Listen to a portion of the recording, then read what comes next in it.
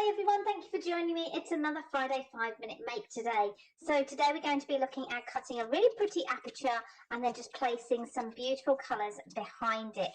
So I've chosen to use this die set for my aperture. This is from the Floral Folk Art from the Textures collection. You'll find that linked below. It's really beautiful. As you can see, it cuts out perfectly. I'm just going to pop all the little pieces out. I've actually cut this directly into a card base rather than a separate panel because I just find that this gives it more of a flawless look. So there it is with all the pieces popped out. So now that's beautiful on its own. If you're doing something like a wedding invitation, that would be absolutely stunning. What I've done is I've used the other die that's in the set, and this is just the outline die. It's slightly larger than the circle, so I've got myself a piece of plain cardstock.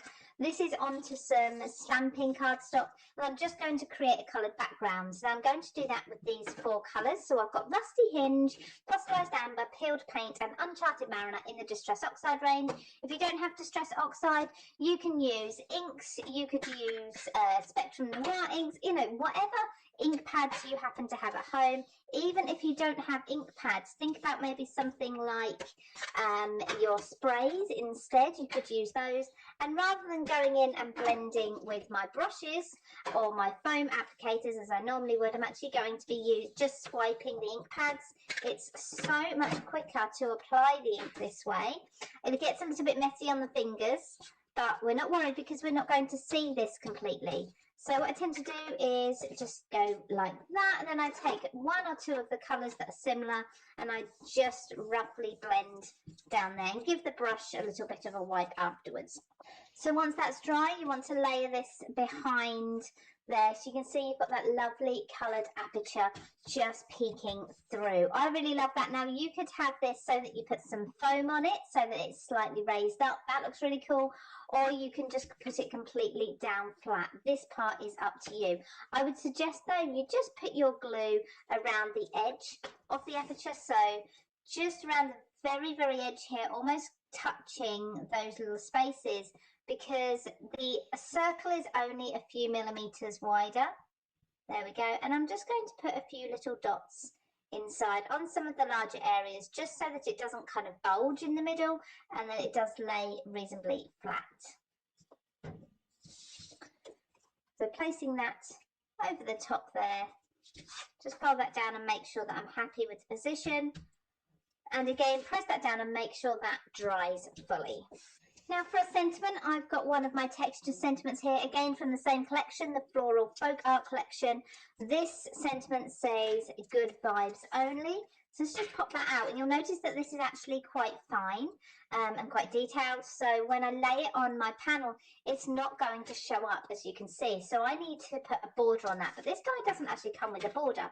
But I've got a really easy way for you to create a solid piece. If you just pop your die face down onto a spare piece of cardstock, take yourself a pencil and just draw around the die, not going into too much of the detail, just lightly with the pencil. So only around the outside, we're not going around any of the middle pieces or middle areas. And I'm holding the pencil quite upright so it doesn't get too close to the very edge. And you can do this with absolutely any detailed die if you want a drop shadow for it. So you see there that I've now got myself penciled a drop shadow for this particular die. What I'm going to do is I'm going to cut this out with my fussy cutting scissors, but I'm going to go ever so slightly outside of that line by just a few millimetres. And I'm not going to be too fussy about it either. Now I've cut round that, I've still got my pencil lines, but I'm not worried at the moment because I'm simply going to add some ink to it. So I'm going to take one of the colours that I swiped on the background, and I'm just going to again swipe all over this. Now I'm not being too fussy again. It's not using as much ink as you'd expect it to be. It's just Distress Oxides are extremely juicy, and the pigments just sort of sit on top, so it looks like it's really fully saturated with ink. So I've gone with Uncharted Mariner there. I would definitely be spritzing that and smooching some paper into it so as not to waste the excess there. And we'll see that our die cut just sits beautifully over the top. So now we've got our drop shadow that fits perfectly and that's going to sit really nicely on the front of our card there, making that sentiment really pop.